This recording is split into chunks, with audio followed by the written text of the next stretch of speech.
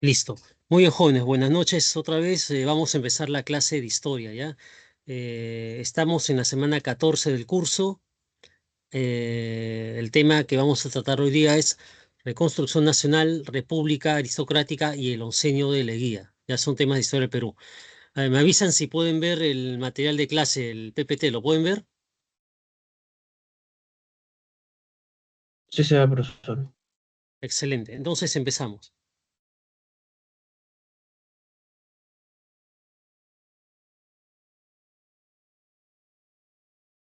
Bien, la Reconstrucción Nacional fue el periodo que se inició posterior a la guerra con Chile, donde se buscó recomponer el Estado y recuperar la economía del país, ¿no?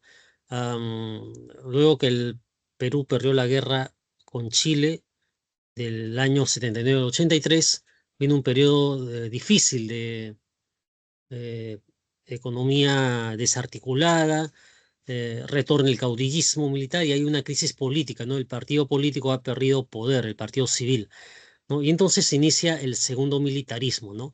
El segundo militarismo en la historia del Perú es aquel que surge después de una derrota, que en este caso es la derrota ante Chile.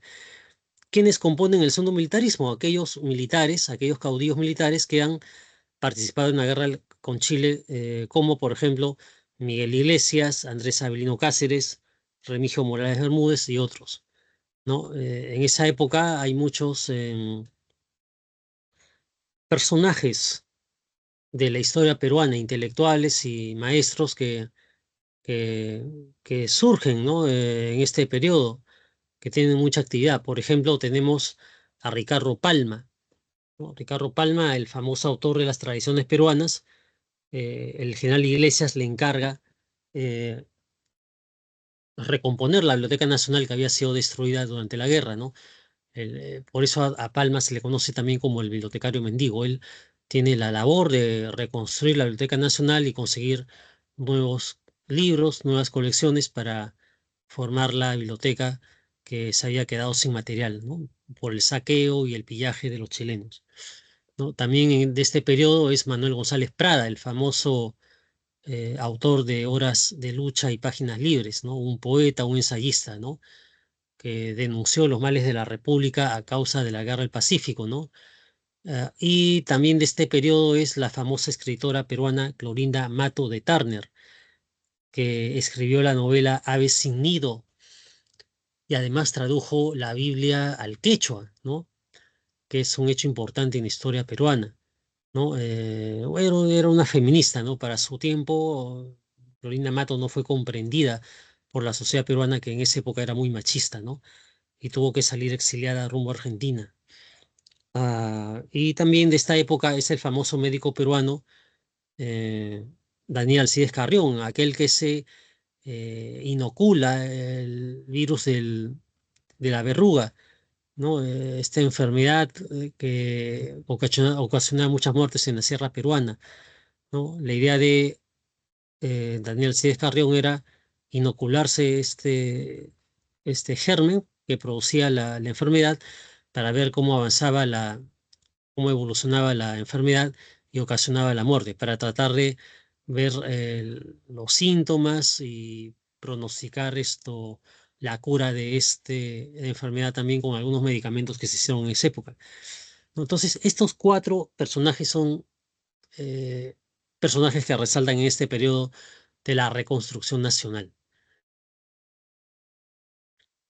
Bueno, habíamos dicho entonces que en el segundo militarismo hay causas como la crisis del Partido Civil, ¿no? Este partido y sus integrantes fueron culpables de la derrota del Perú en la guerra con Chile, y también retorna el caudillismo militar, ¿no? Figuras como Iglesias, Castilla, Morales Bermúdez y otros. Perdón, Iglesias, Cáceres y Morales Bermúdez, ¿no? Las características: crisis económica agravada por la guerra con Chile, el Perú queda destruido y encima tiene una abultada deuda externa. Hay un deterioro de la hegemonía terrateniente, ¿no? Los terratenientes, los hacendados de la sierra pierden sus propiedades y aparecen nuevos partidos políticos como por ejemplo el Partido Demócrata fundado por Nicolás de Piérola. También aparece el Partido Constitucional fundado por el mariscal Andrés Avelino Cáceres.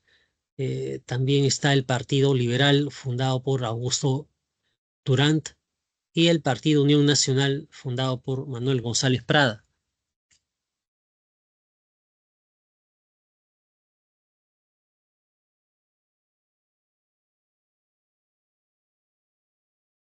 Bueno, gobierna entonces Miguel Iglesias del año 83 al 85, ¿no? Iglesias había sido aquel que lanzó el Manifiesto de Montán y firmó el Tratado de Ancón con Chile. Durante su gobierno de 2 años, hubo una reapertura de instituciones culturales y educativas, como la Biblioteca Nacional, la Universidad de San Marcos y el Colegio Guadalupe. También se reimpuso la contribución personal, o sea, el tributo indígena, porque era necesario tener dinero para los gastos del Estado. Y también se produce la rebelión de Atusparia contra justamente la contribución personal y contra los trabajos de la República, que eran algo así como obras públicas hechas por el gobierno de Iglesias, con la obligación de los indígenas de trabajar en esas obras gratis, ¿no? De hacer edificios, puentes, caminos gratis a favor del Estado, ¿no? Eso provocó la rebelión de esta figura campesina que es Atusparia, un cacique de la sierra peruana de Huaraz, ¿no? Bueno, la rebelión de Atusparia fue controlada por el ejército a la fuerza, ¿no? Luego está también que ya a fines del año 85, Miguel Iglesias es impopular ante la población peruana, ¿no? Y se levanta en armas Andrés Avelino Cáceres contra este general y lo saca del poder, ¿no? Y el Congreso de la República lo reconoce a Andrés Avelino Cáceres como presidente de la República para el periodo del 85 al 90.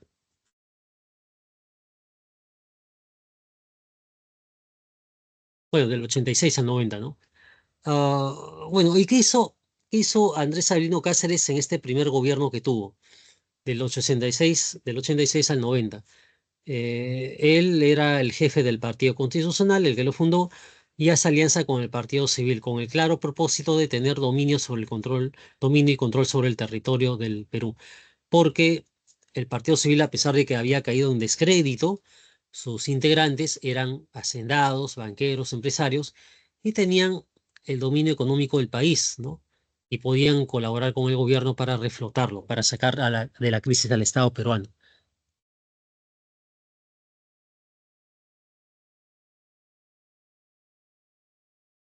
También en este gobierno de Cáceres desaparece el billete fiscal que había caído en descrédito, no tenía mayor valor, ¿no? Y la guerra con Chile empeoró la situación de esta moneda, este billete fiscal, y se crea el sol de plata, una moneda nueva en el Perú, ¿no? Para tratar de solucionar la crisis económica y pagar los impuestos y los sueldos a los trabajadores. Cáceres también crea las juntas departamentales, que son algo así como los gobiernos regionales de hoy en día, ¿no? Las juntas departamentales van a gobernar cada departamento en el país, ¿no? Van a hacer obras públicas, van a tener autonomía económica, ¿no? Y tienen siempre el apoyo presupuestario del Estado. También, durante el gobierno de Cáceres, llega la empresa británica London Pacific, que crea en el Perú el Banco de Perú y Londres. Y también algunos comerciantes italianos que vinieron en esos años fundaron el Banco Italiano del Perú, ¿no? Familias como, por ejemplo, Nicolini, Donofrio, Canciani, Bastigalupo y otros más se juntaron para crear el Banco Italiano, ¿no? Mucho tiempo después, este cambió de nombre y hoy se llama Banco de Crédito del Perú. Y otra cosa importante que hizo el gobierno de Andrés Avelino Cáceres fue la firma del contrato Grace, el año 89, ¿no? Para cancelar la deuda externa que se tenía con los acreedores de Europa, sobre todo con los ingleses, ¿no? Eh, la idea cuál era: cancelar la deuda externa, entregando activos del Estado peruano a Michael Grace, que era el representante de los tenedores de bonos de deuda externa, a fin de que con esos activos se puedan pagar la deuda externa a un largo plazo, ¿no? Y entonces se cedió a Michael Grace, en virtud de ese contrato Grace, los ferrocarriles por 66 años para que Grace los reactive, construya vías férreas y ponga en operatividad los ferrocarriles para impulsar el comercio y el trabajo. También se le entregó 3 millones de toneladas de guano para que lo venda en el mercado de Europa.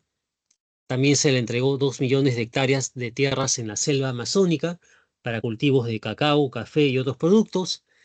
También se le dio libre navegación a Grace por el Titicaca, por el lago Titicaca. ¿Por qué? Porque ese lago era navegable y podía comunicar muy bien Perú-Bolivia, una zona de mucho comercio lanar, porque como ustedes saben ahí hay guanacos, llamas, alpacas, y el comercio de la lana para hacer ropa en esa región fría, en la altitud, era importante. Entonces, libre navegación por el Titicaca para los ingleses de Grace. Y también se empezó a pagar por 33 años la suma de 80.000 libras esterlinas, ¿no? A los acreedores del Perú. Ah, como consecuencia, se asentó la dependencia del Perú al capital inglés, pero también llegaron nuevas inversiones de Europa y se reactivó la economía peruana. Se puso en marcha el aparato productivo del país y se salió de la crisis que había en esta época en unos años después, ¿no? Más o menos para el segundo gobierno de Piérola, unos 6, 7 años después de esta firma del contrato, ya el Perú estaba otra vez en auge económico y en prosperidad, porque este contrato fue favorable para el país, ¿no? Al reactivar todo el aparato productivo que tenía el Estado peruano, ¿no?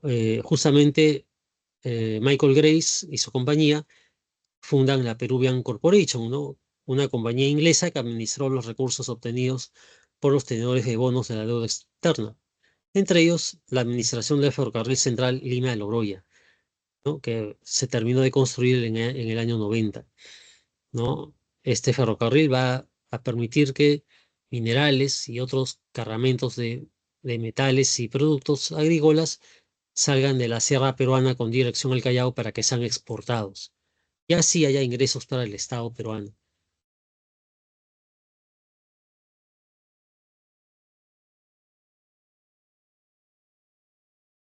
Muy bien, ah, pasamos ahora a esta diapositiva en la que se ve el gobierno de Remigio Morales Bermúdez del año 1890 al 94 y luego vamos a ver lo que pasa en el año 94 con la guerra civil entre Cáceres y Pirro.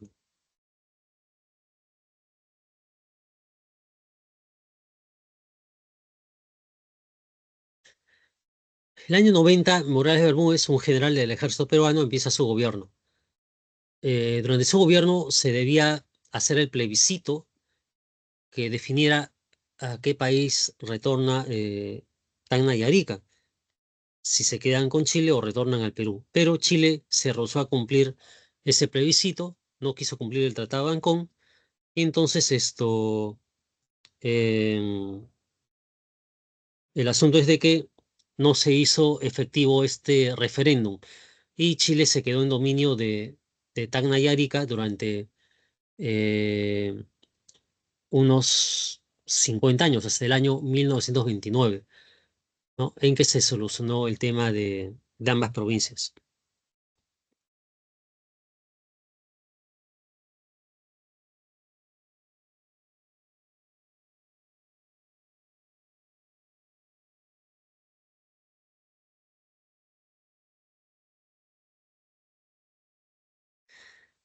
Bien,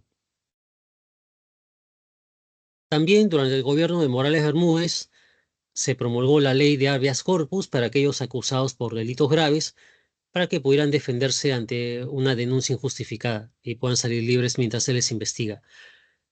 Y durante su gobierno de Morales Bermúdez, como dijimos antes, se concluye el ferrocarril central Lima-Loroya, que va a ser muy importante para el comercio del país.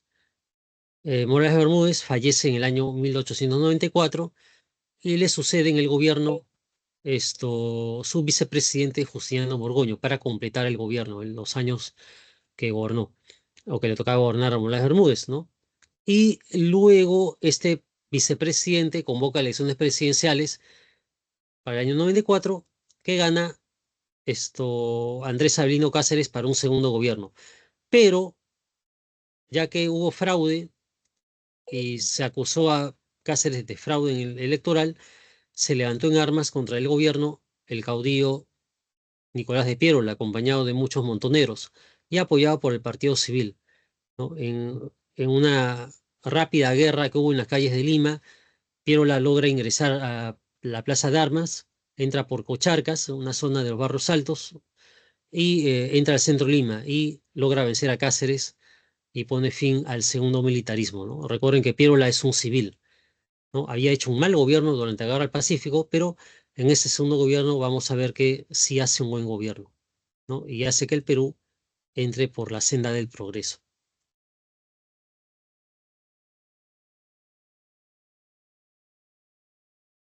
Muy bien. Ahí tenemos en el PPT la imagen principal del segundo gobierno de Nicolás de Piérola, que gobernó entre los años 95 y 99 del siglo XIX.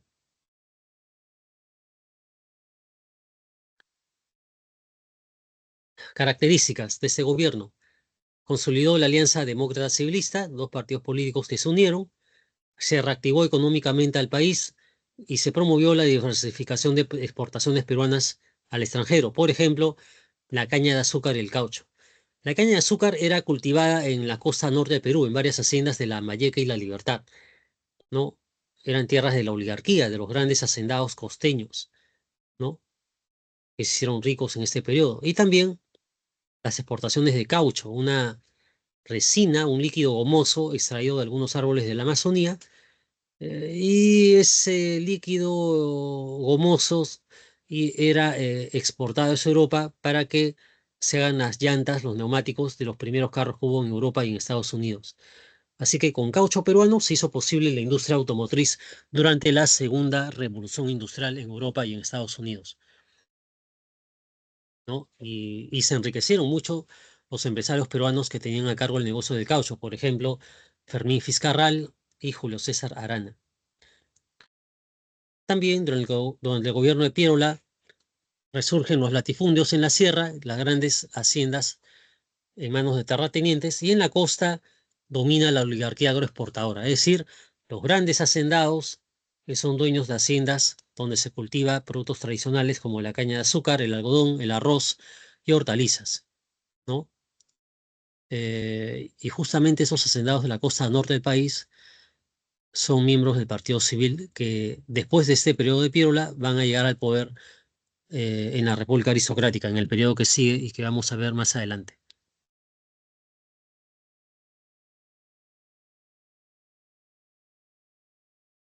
Am, a ver, en lo, en lo respecto a la clase obrera, lo social, ¿qué hizo Piérola?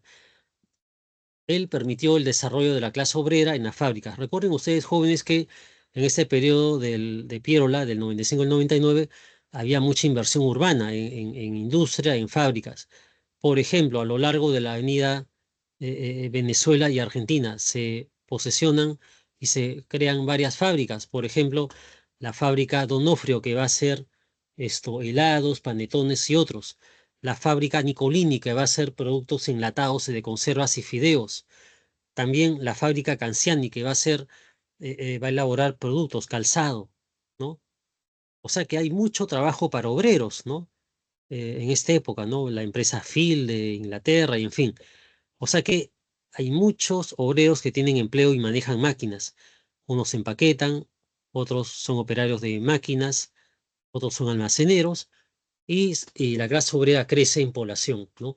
Y con el paso de los años van a demandar un mejor trato laboral y que haya las 8 horas diarias de trabajo, como ya había en Estados Unidos, ¿no? Y eso se va a dar más adelante en el siguiente periodo de la República Aristocrática.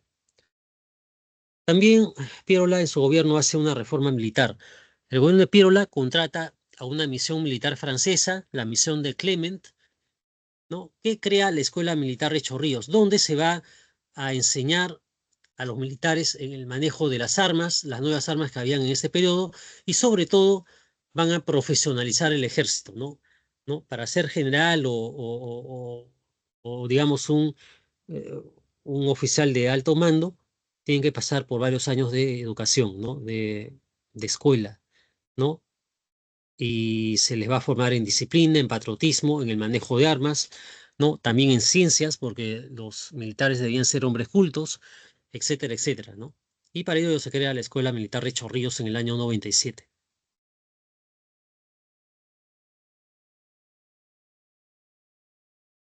Y también se establece el servicio militar obligatorio para que los jóvenes sepan servir al país dentro del ejército, y los que quisieran seguir la carrera militar pudieran hacerlo después. Aparte, el gobierno de Piérola también hace una reforma electoral. Establece el voto directo, ¿no? Solo votan los varones mayores de 21 años y que sepan leer y escribir. Eso restringe el voto a un grupo pequeño de la sociedad peruana. El voto censitario, solamente pueden votar algunas personas. Y pueden ser electas solamente algunas personas, los hombres más cultos, los que tienen educación y están en ese rango que había mencionado antes, ¿no? Varones de 18 a 55 años.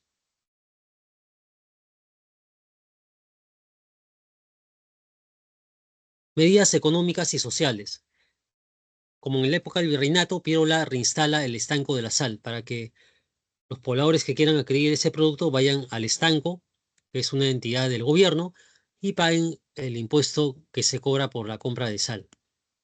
Eso provoca muchas rebeliones en Huanta, Ayacucho y malestar en la población, sobre todo de la Sierra Sur, ¿no? Que es aplacada fuertemente por el ejército. También Piérola, durante su gobierno, crea el patrón monetario de oro y establece la nueva moneda peruana, que es la libra peruana de oro, que va a tener el mismo valor de la libra esterlina inglesa. Va a tener un buen valor en el mercado internacional. También se produce la migración japonesa.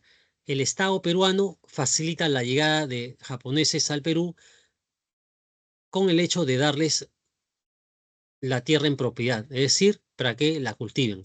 Tierras que están en el norte de Lima, en Ancón, Huaral y toda esa zona adyacente, para que los japoneses cultiven la tierra y hagan que esa tierra que está estéril sea fertilizada y sea operativa, y haya allí cultivos de frutales, de hortalizas, de, de diferentes legumbres, y así se abastezcan los mercados de Lima y de la cercanía de Huaral, ¿no? Entonces sí, importante la migración japonesa, ¿no? Estos son agricultores que con el paso del tiempo van a invertir también el dinero que ahorran en encomiendas, en industria urbana y en la bolsa de valores. También el gobierno de Piérola crea el Ministerio de Fomento, un ministerio que tiene varias funciones. Por ejemplo, tiene funciones como la de velar por la salud y la higiene, también se encarga de las obras públicas, de construir edificios, puentes, hospitales, ¿no? También se encarga de lo que podríamos llamar la industria urbana y eh, el trabajo a nivel urbano, ¿no? En las fábricas, la supervisión de esos trabajos, mejor dicho, ¿no? Eh, a ver, asuntos de minas, beneficencia, obras públicas, ¿no? Así que este Ministerio de Fomento tiene mucha labor. Y dentro de algunas otras acciones que hubo en ese periodo del gobierno de Piérola, se continuó con la explotación de los nativos amazónicos esclavizados durante el auge del caucho, ¿no? Hay el llamado tráfico de personas en la selva, un lugar aislado de Lima y del resto del país. Para llegar a la selva peruana había que ir por tierra durante muchos días y semanas para enterarse de lo que ocurría ahí. Por eso es que los empresarios caucheros podían hacer de las suyas, ¿no? Y esclavizar nativos achaninkas, chipivos, campas, etcétera, para obligarlos a extraer caucho de los árboles. Obras públicas del gobierno de Leguía: se pavimenta y se construye el Paseo Colón, se moderniza todo el Paseo Colón, ¿no es cierto? También se termina de construir la Plaza Bolognesi y se inicia la construcción de la Avenida Brasil, rumbo al mar, ¿no? Y pocos años después, y en la época de la República Aristocrática, empieza a circular por ahí el tranvía eléctrico. Muy bien, vamos a pasar a la siguiente diapositiva. Vamos a ver las actividades económicas del Perú a inicio del siglo XX, ya en el periodo de la República Aristocrática.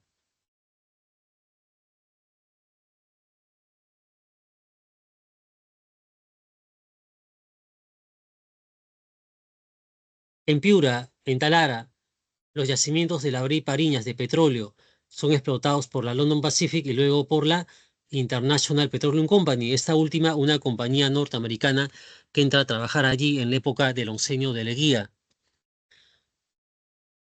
El cultivo del azúcar producida por los latifundios de la costa norte, Casa Grande, Cartavio, Roma, la Casa Grace, Cayaltí, eso está en Piura, ¿no? Propiedad de Ramón Aspíllaga, un miembro del Partido Civil.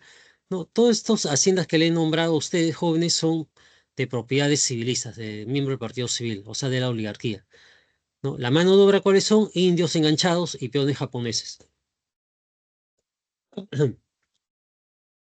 También se cultiva algodón, sobre todo producido en haciendas de la costa sur, en Arequipa y en Ica, ¿no? El algodón es un producto de exportación notable. Se exporta mucho algodón en ese periodo porque se necesita el algodón peruano para hacer ropa en Inglaterra y en Estados Unidos. La mano de obra, peones no asalariados, o sea, yanaconas. Caucho explotado en los departamentos de la Selva, Loreto, Madre de Dios. Como dije hace un rato, destacan los empresarios Arana y Fiscarral. Mano de obra, nativos esclavizados en las denominadas correrías, ¿no? Minerales, principalmente cobre en la Sierra Central, extraídos por la Cerro de Pasco Mining Company, una compañía inglesa que va a explotar el yacimiento de ese lugar, Cerro de Pasco, donde se eh, extrae cobre en gran cantidad y también plata. Lanas, producido en la Sierra Sur, en el altiplano, en las haciendas ganaderas de los Gamonales, quienes usurpaban tierras de las comunidades indígenas, ¿no? La lana era comercializada, por ejemplo, por la casa inglesa Ricketts, ¿ya? Claro, es fácil suponer que la cantidad de auquenios que había en esa zona en Arequipa y en Puno hace posible este desarrollo de la industria lanar para elaborar ropa, ¿no? Ropa abrigadora en esa zona de altura donde hay mucho frío.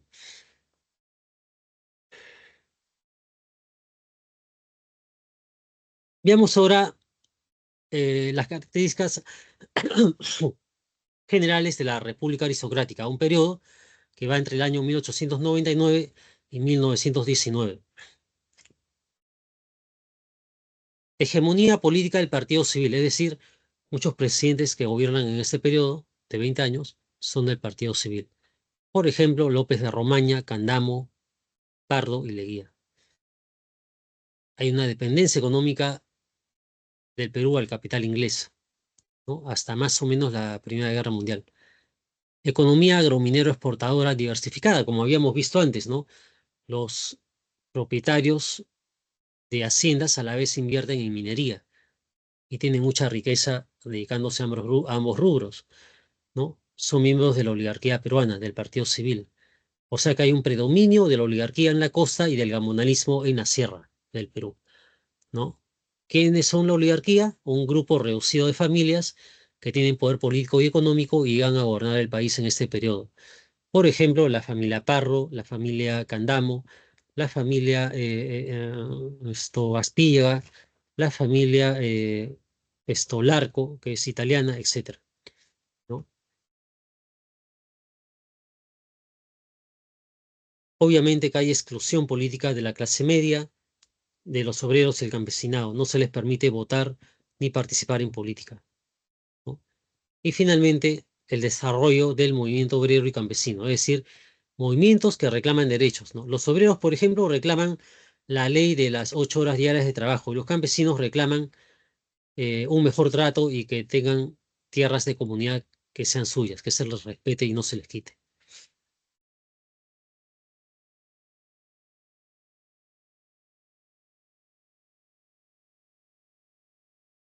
Gobiernos que hubo en este periodo. Eduardo López de Romaña gobierna del 99 al 1903.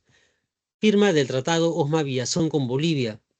Imposición de la libra peruana de oro, una nueva moneda creada en época de Piérola, anterior a ese gobierno, y que se impone como única moneda peruana en este periodo.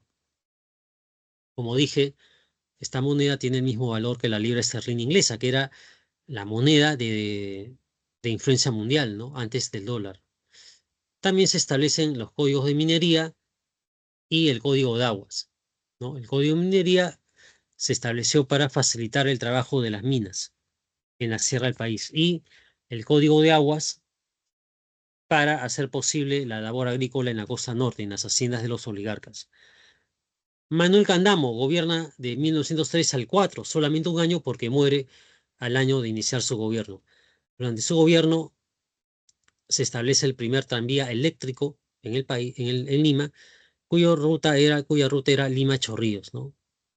Era un medio de transporte bastante rápido, ¿no? El tranvía. Luego se promulgó la ley de ferrocarriles, ¿no? Ya que la compañía Grace había rehabilitado y puesto en marcha muchas obras férreas, se promulgó esta ley para ordenar un poco en qué se iban a usar los ferrocarriles, ¿no? En el transporte de minerales, metales hacia la costa, hacia el Callao, por ejemplo, y por otra parte también en la Sierra Sur el transporte de personas.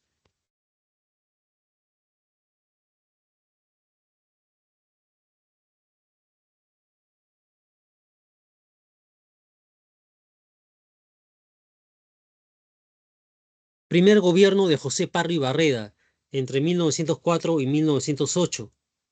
¿Qué ocurrió en ese gobierno? Hay una reforma del sistema educativo.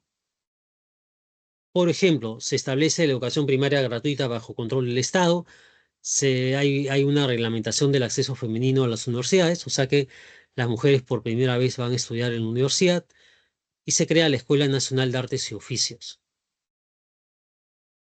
También en el gobierno de Parro se hace un proyecto de legislación en favor de la clase obrera, y finalmente se crea la Caja de Depósitos y Consignaciones, ¿no? Para que algunas familias puedan hacer sus depósitos en esta entidad estatal para ahorrar y guardar dinero.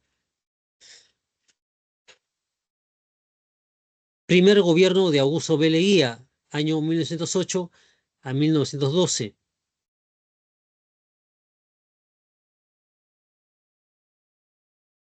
Bueno, Leguía es un personaje singular, ¿no? Él era un típico miembro de la clase media, o sea que era un hombre común y corriente, cuyos padres tenían una pequeña propiedad en Chiclayo. Es enviado a estudiar en Lima, en la Universidad de San Marcos, y luego de graduarse de administrador de empresas, empieza a trabajar en una sucursal de una compañía norteamericana en Lima, una empresa que vendía seguros de vida, ¿no? Entonces, Leguía tiene mucho trabajo dentro de esta compañía norteamericana, va escalando posiciones gerenciales dentro de esa empresa y llega a ser el máximo representante de la empresa. Se vuelve una especie de gerente y jefe máximo en Perú y Bolivia de esta empresa norteamericana que se encarga de vender seguros, ¿no? Y como es un hombre ca- que se ha hecho rico por su trabajo, por su esfuerzo personal, el Partido Civil lo invitó a sus filas, lo hizo miembro y lo apoya para que sea candidato a la presidencia en el año 1908. Y Leguía gana las elecciones con el Partido Civil, pero a poco tiempo de haber ingresado a gobernar el Perú, Leguía rompe con el Partido Civil. ¿Por qué? Porque se da cuenta que los civilistas no quieren modernizar el país, quieren mantenerlo tal como está. Es decir, con la oligarquía dominando en el país y no dar derechos a los trabajadores ni a la clase media, ¿no? Y entonces Leguía más bien trata de favorecer a la clase media y a los sectores populares, ¿no? Durante su gobierno se produce el primer paro general obrero el año 11. Leguía crea la ley de accidentes de trabajo por el cual cualquier obrero que tenga un accidente en plena jornada de trabajo, el patrón de la fábrica debe encargarse de los gastos económicos para que se cure ese empleado o obrero.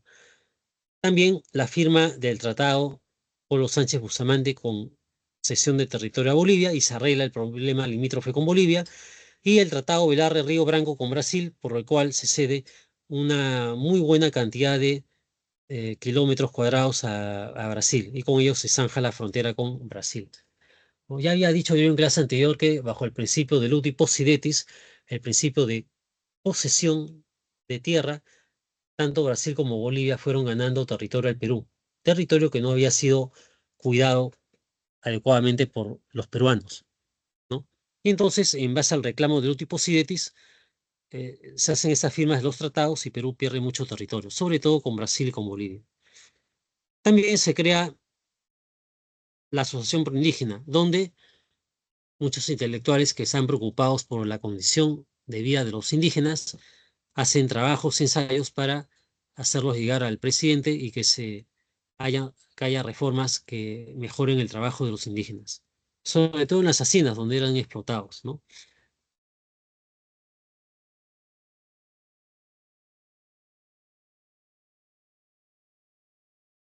Luego del gobierno de Leguía, en el año 1912, gana las elecciones presidenciales Guillermo Billinghurst, ¿no?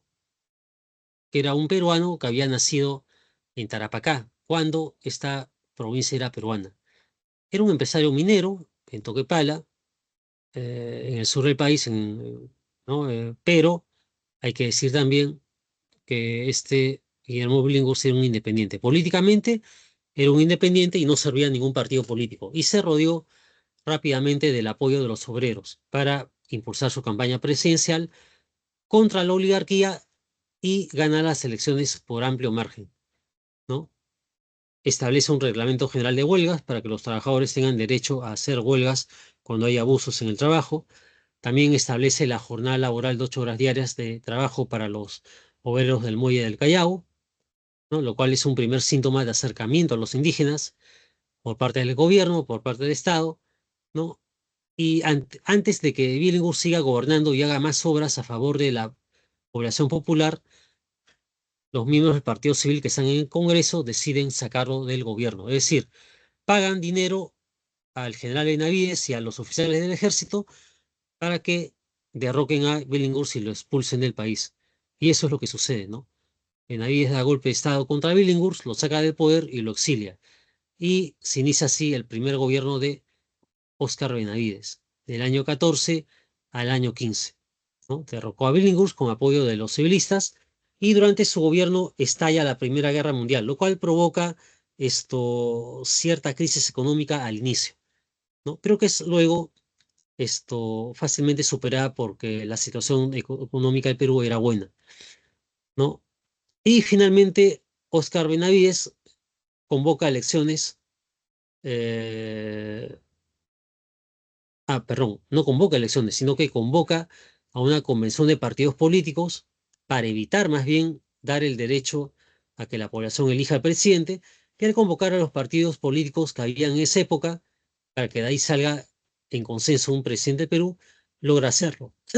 Y estos partidos políticos que se reúnen en el año 15 deciden lanzar la presidencia de José Parro Barreda para un segundo gobierno, ¿no? Se da el segundo gobierno de Parro y Barreda del año 1915 al año 1919, ¿no? Este era hijo de Manuel Parro y Lavalle, fundador del Partido Civil.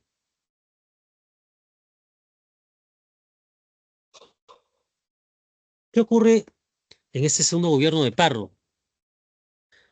Hay un incremento de las exportaciones peruanas durante la Primera Guerra Mundial. ¿Por qué? Porque hay mucha necesidad del algodón peruano para hacer ropa de los soldados en Europa y en Estados Unidos también, y aumenta las exportaciones de minerales, ¿no? Cobre, zinc, estaño, ¿no? Mercurio, son minerales y metales que son de mucha demanda en Europa para hacer armas de guerra y máquinas industriales. Bueno, durante el gobierno de Parry Barreda, el Perú rompe relaciones diplomáticas con el Imperio Alemán. Se establece también la jornada de las 8 horas diarias de trabajo a nivel nacional para todos los trabajadores. Y ahí sí, ya todos los trabajadores pues tienen la seguridad de que van a trabajar solamente 8 horas diarias y encima de eso tienen un descanso dominical pagado, ¿no? Beneficios que trajo el gobierno de Parry Barreda para los trabajadores. También se reglamenta el trabajo de las mujeres y los menores de edad en las fábricas para que no sean explotados, ¿no? Y finalmente, durante el gobierno de Parry Barreda se da la ley de libertad de cultos, es decir, una ley que hace posible que vengan otras confesiones religiosas al Perú, ¿no? Por ejemplo, los protestantes, los evangélicos, los luteranos, los presbiterianos y otros más.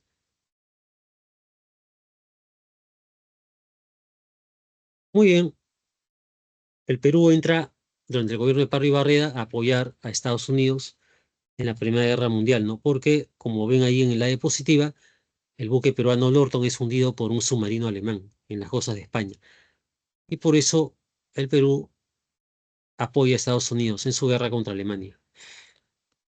Ya ustedes saben que la Primera Guerra Mundial terminó con triunfo de los aliados, de los ingleses contra Alemania. Pasemos ahora, por último, a ver el oncenio de Leguía.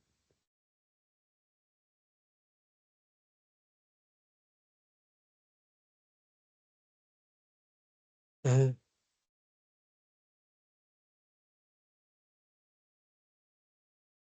a ver, antes de pasar al gobierno de Leguía de 11 años, vamos a terminar con lo que ocurrió en el gobierno de Parro, ¿no? Esto se levanta en armas contra los latifundistas el cacique guerrillero indígena Rumimaki en Puno, pero finalmente este es abatido por las fuerzas del ejército peruano. También se produce el incremento del precio de la lana. Se incrementa el precio de la lana porque el producto peruano de lana era muy bueno y hacía falta en las zonas más frías del país, ¿no? En Puno, en el Alto Perú y también en Bolivia y Chile, ¿no? Que vienen a comprar lana del Perú, ¿no? También, eh, bueno, la reunión de Rumaki fue muy especial, ¿no? Habría que decir que la reunión de Rumaki que estalló en Puno propuso la construcción del Estado Federado del Tahuantinsuyo, ¿no? Un milenarismo, es decir, utópicamente Rumaki quería hacer renacer el imperio del Tahuantinsuyo, ¿no? Que ya había sido totalmente finiquitado y abolido, ¿no? Con la llegada de los españoles y el nacimiento de la República. Pero muchos ven en este movimiento de Rumimaki un impulso nacionalista contra un Estado totalmente opresivo, que no respetaba los derechos de los ciudadanos. Bueno, veamos ahora sí el oncenio de Leguía del año 19 al 30. ¿No? Este fue un régimen civil y autoritario cuyo objetivo era modernizar el Estado, pero con apoyo del capital norteamericano. Aparte de eso, hay que decir que se le puso de nombre al oncenio de Leguía la Patria Nueva, un concepto político difundido por Mariano Cornejo, un intelectual de esta época, ¿no? Que fue utilizado por Leguía durante los primeros años de su gobierno. Características del gobierno de Leguía: ruptura del control civilista del Estado peruano e incorporación de la clase media en los ministerios del Poder Ejecutivo, ¿no? También Leguía es un régimen populista para ganarse la simpatía del pueblo y el Perú entra en la etapa de modernización e inserción a la comunidad internacional. ¿Por qué? Porque su economía ha sido ya saneada, hay auge económico del país gracias a Leguía, que conocía muy bien el manejo de la economía internacional, y era conocido Leguía por la banca norteamericana, que empieza a prestar dinero al Estado peruano para hacer obras públicas. A ver, vamos a ver acá. Durante el gobierno de Leguía, que es un régimen autoritario, eh, él empieza a reelegirse consecutivamente hasta 3 veces, ¿no? ¿Cómo es que llega Leguía al poder?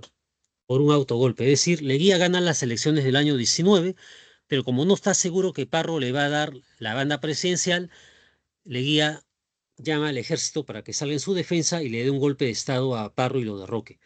Y eso es lo que hace el ejército peruano. Derroca a Parro, lo exilia a Argentina y Leguía entra a gobernar apoyado por el ejército, ¿no? Y el año 20, la constitución de ese año, legitima el gobierno de Leguía, ¿no? Para un periodo de 5 años. En este caso, del año 19 al año 24, ¿no? ¿Qué dice la constitución del año 20? A ver, el mandato constitucional se amplió a 5 años, la elección de presidente y congresistas en cada proceso electoral debe ser al mismo tiempo, ¿no? Si el Congreso no daba voto de confianza a los ministros, debían renunciar a sus cargos, ¿no? También se produce la desaparición de las municipalidades y en su lugar Leguía crea la Junta de Notables, que son gentes puestas a dedo por el gobierno de Leguía para gobernar en las provincias, en los departamentos. Y aparece las garantías constitucionales, ¿no? Por ejemplo, la inviolabilidad de domicilio, la inviolabilidad de la propiedad privada, etcétera, etcétera. Durante el gobierno de Leguía también nacen dos partidos de masas.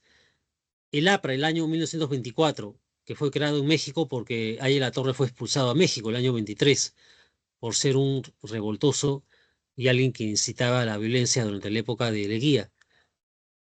En el año 24, entonces se crea un frente único de trabajadores manuales e intelectuales, dirigidos por la clase media, ¿no? Y también el APRA elabora un programa de lucha contra el imperialismo. Primero propone la nacionalización de tierras e industrias, también la internacionalización del Canal de Panamá, que en esa época estaba en manos de Estados Unidos. Recuerden ustedes que Estados Unidos construyó el Canal de Panamá, ¿no? Y para que se queden tranquilos los lugareños de esas zonas adyacentes, le quita territorio a Colombia y crea el país de Panamá, ¿no? Y en ese país está el Canal de Panamá, pero ese canal está en manos de la administración de Estados Unidos hasta el año 97, en que finalmente lo devuelve. El otro partido de masas que se crea en esta época es el Partido Socialista, año 28, ¿no? Fundado por José Carlos Mariátegui. Tiene una ideología doctrinal de marxismo no ortodoxo, o sea, Mariátegui hace un marxismo a la peruana, es decir, con valores nacionalistas y no soviéticos. También se funda, o mejor dicho, este Partido Socialista se funda en un partido de clase obrera en alianza con el campesinado para suprimir el Estado capitalista. O sea que la idea era tomar el poder, obviamente de manera pacífica en elecciones, pero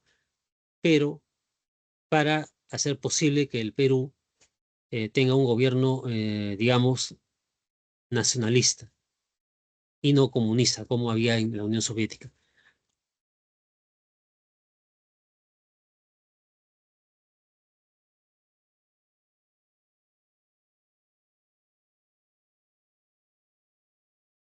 Aspectos económicos del gobierno de Leguía: empréstitos e inversiones norteamericanas en el Perú.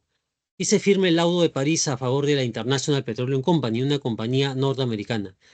Es decir, el gobierno de Leguía favorece la inversión de Estados Unidos, la inversión económica, ¿no? Porque al fin de cuentas Leguía conocía a los banqueros y a los empresarios norteamericanos porque con ellos tuvo mucho tiempo de negociar con ellos cuando era representante de la compañía de seguros de Norteamérica en el Perú, ¿no?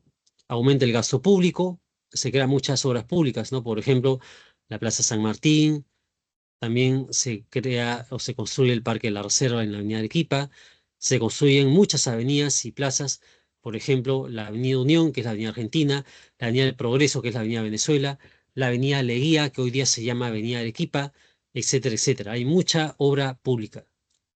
En aspectos sociales, se legaliza las comunidades campesinas y se crea la Oficina de Asuntos Indígenas para que allí vayan a quejarse los pobladores indígenas si tienen algún problema con algún hacendado, ¿no? Y también se menciona acá que se da la ley de conscripción vial, una especie de impuesto laboral, ¿no? Obligaba a todos los varones peruanos de 18 a 60 años a trabajar gratuitamente durante 7 días al año en la construcción de pistas y carreteras a favor del Estado, ¿no?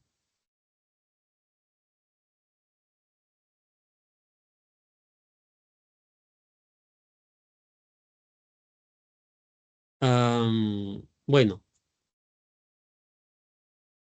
ahí en imagen también ven algunas obras de Leguía, ¿no? La Plaza San Martín en el año 21, en la Avenida del Progreso en Venezuela, ¿no?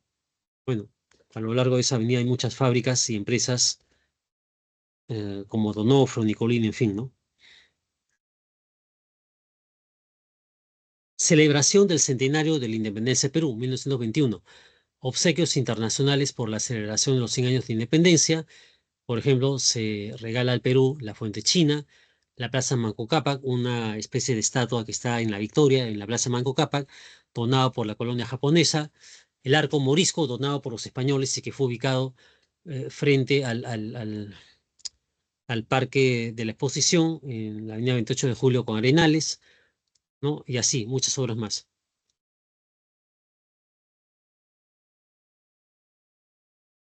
Bien, también hay que decir que en el aspecto internacional, Leguía, su gobierno, firma el Tratado de Límites Salomón Lozano con Colombia, por el cual Colombia cede el Triángulo de Sucumbios al Perú y el Perú entrega el trapecio amazónico, incluyendo el pueblo de Leticia, a Colombia, ¿no? Para que Colombia tenga salida al río Amazonas y tenga comercio fluvial, ¿no? ¿Qué más? Se firma el Tratado de Límites con Chile llamado Radagamio Figueroa Larraín, el año 29. Ese tratado, también conocido como Tratado de Lima, hace que Tacna regrese al Perú y Carica se quede con Chile. Además, fijó la línea de la Concordia como límite fronterizo entre Perú y Chile, ¿no? Y así se soluciona el problema de fronteras con Chile después de mucho tiempo. Finalmente, ¿cómo cae Leguía? ¿Cómo llega a su fin su gobierno? Ocurre en Nueva York la quiebra de la Bolsa de Valores de Nueva York en el año 29 y caen las exportaciones peruanas, ¿no? O sea, gracias a esa quiebra de la Bolsa de Nueva York, deja de venir dinero al Perú. Ya no hay préstamos, ya no hay crédito, y entonces en el Perú hay protestas sociales, hay desempleo, hay cierre de fábricas y de industrias, hay muchos bancos que quiebran, y entonces hay saqueos, incendios, y hay un desmán y un incontrol increíble. Y ante ese desorden, al año siguiente, el año 30, se produce un golpe de Estado contra Leguía, liderado por el comandante del ejército peruano, Luis Miguel Sánchez Cerro, ¿no? Que se pronuncia desde Arequipa y con apoyo militar da un golpe de Estado contra Sánchez Cerro, ¿no? Y así acaba, pues, el gobierno de Leguía, de 11 años, ¿no? Y como consecuencia de este gobierno de Leguía de 11 años, ¿no? Que acaba mal, como hemos visto, con crisis y con golpe de Estado, surge como consecuencia de ello el tercer militarismo, es decir, un gobierno de militares posterior a una dictadura, ¿no? Gobierna primero Sánchez Cerro del 31 al 33 y luego el general Benavides del año 33 al 39. Pero eso lo vamos a ver en una clase posterior. Leguía muere el año 32 en la cárcel, ¿no? O en el hospital naval, perdón, luego de estar un tiempo en la cárcel, ¿no? Bueno, jóvenes, eh, creo que ha sido una clase muy importante. Hemos visto todo el material de clase que debíamos ver, ¿ya? Y ahora vamos a pasar a las preguntas de clase, los ejercicios de clase.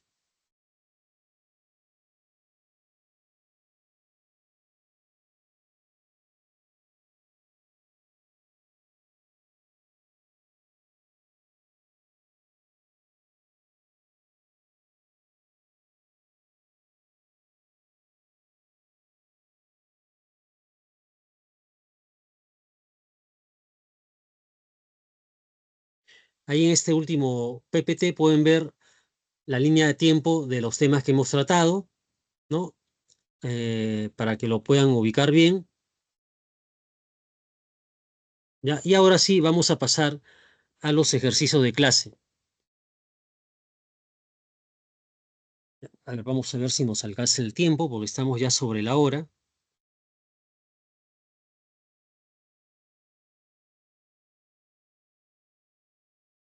Bien, a ver,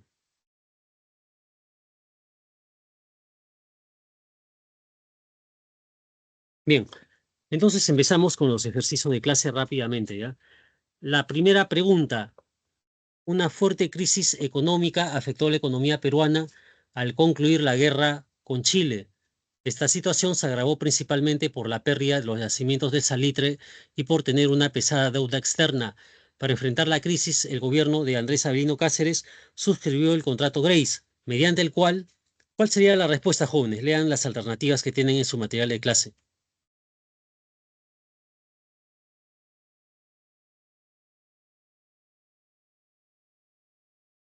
La Correcto, muy bien. La A.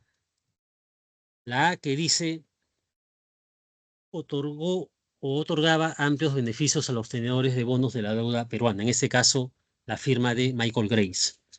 Pregunta 2. La reconstrucción nacional transcurrió entre los años 1883 y 99. En este periodo se desarrolló el segundo militarismo. En esta etapa, el sector castrense asumió el gobierno a través de sucesivos caudillos. Graves problemas sociales y económicos afectaban al país después de la guerra con Chile, de la derrota ante Chile. Sobre la reconstrucción nacional, en el aspecto cultural e intelectual, marque la alternativa correcta. A ver, ¿cuál sería la alternativa correcta, jóvenes? A ver, lean bien las alternativas.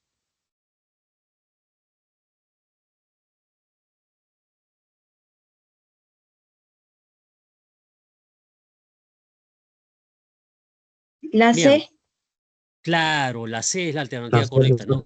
Como les mencioné, Ricardo Palma vive en este periodo y a él se le encarga la dirección de la Biblioteca Nacional para que la reconstruya, para que pida donaciones de colecciones y libros y se reflote la Biblioteca Nacional que había sido destruida durante la guerra con Chile, ¿no?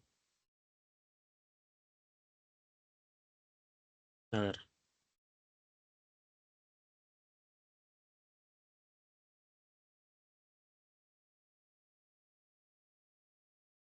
Muy bien, entonces la C es la clave correcta, ¿ya? A esta pregunta. Vamos ahora, jóvenes, a la pregunta 3.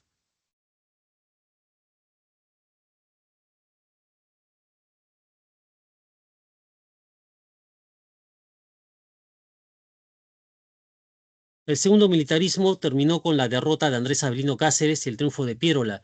La nueva administración pirolista impulsó la recuperación económica implementando medidas favorables a la actividad bancaria y a la reactivación del fisco. Respecto de las medidas económicas implementadas por este gobierno, determina el valor de verdad o falsedad de las siguientes enunciados. 1. Hubo auge exportador del azúcar por la guerra entre España y Estados Unidos. ¿Verdad o falso?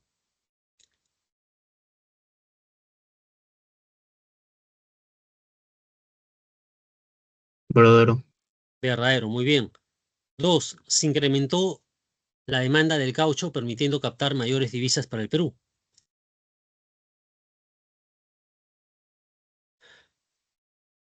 ¿Verdad? ¿No es cierto? Verdadero. Muy bien, ¿verdad? 3. Se dio la reconversión del billete fiscal para reemplazarlo por el sol de plata. Falso. Falso, muy bien.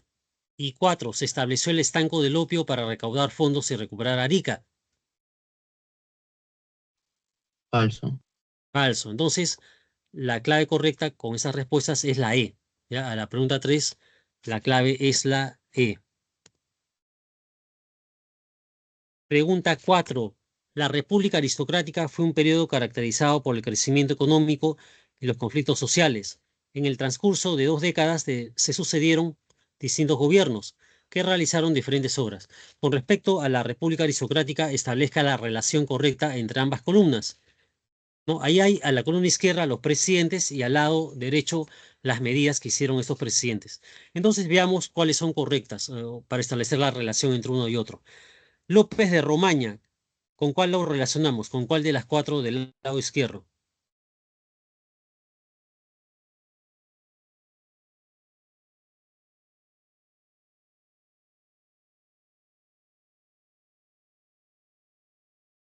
A ver, lo La relacionamos B. con la B, ¿ya? La que dice imposición de la libra peruana de oro, ¿ya? Luego, José Parro y Barreda, ¿con cuál lo relacionamos? La D. Lo relacionamos con la D, crea la caja de depósitos y consignaciones. Augusto B. Leguía, ¿con cuál lo relacionamos?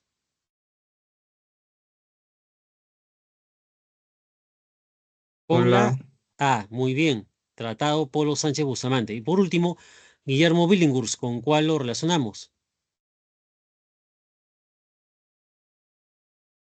C. Con la C. Él dio la jornada de trabajo de 8 horas diarias para los obreros del Callao, del muelle del Callao. Por lo tanto, la clave correcta a la pregunta 4 es la B. Entramos ahora a la pregunta 5, la última. El oncenio de Augusto B. Leguía tenía por objetivo modernizar el país.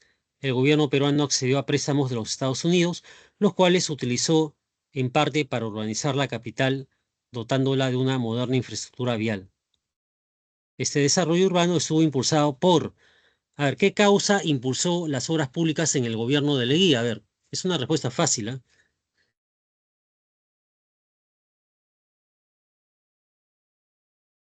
La D. La D, muy bien, la decisión de celebrar la conmemoración del primer centenario de la independencia de Perú, 1921. Por eso se hicieron muchos préstamos de dinero para hacer obras públicas. Por ejemplo, la Plaza San Martín, el Hotel Bolívar, el Parque de la Reserva, que está en la cuadra 6 de la Avenida Arequipa, ¿no? Y así, muchos edificios, ¿no? Muy bien, jóvenes, entonces la 5, la clave correcta es la D. ¿Ya? Y con esto acabamos, jóvenes, la clase de hoy. ¿Ya? ¿Tienen alguna pregunta sobre la clase que hemos tenido, jóvenes?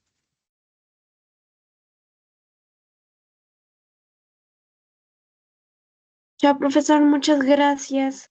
Ok, no hay preguntas. Entonces, gracias por su atención y nos vemos el próximo miércoles, ¿ya? Hasta la próxima semana. Gracias. Hasta luego, profesor. Hasta luego. Nos vemos.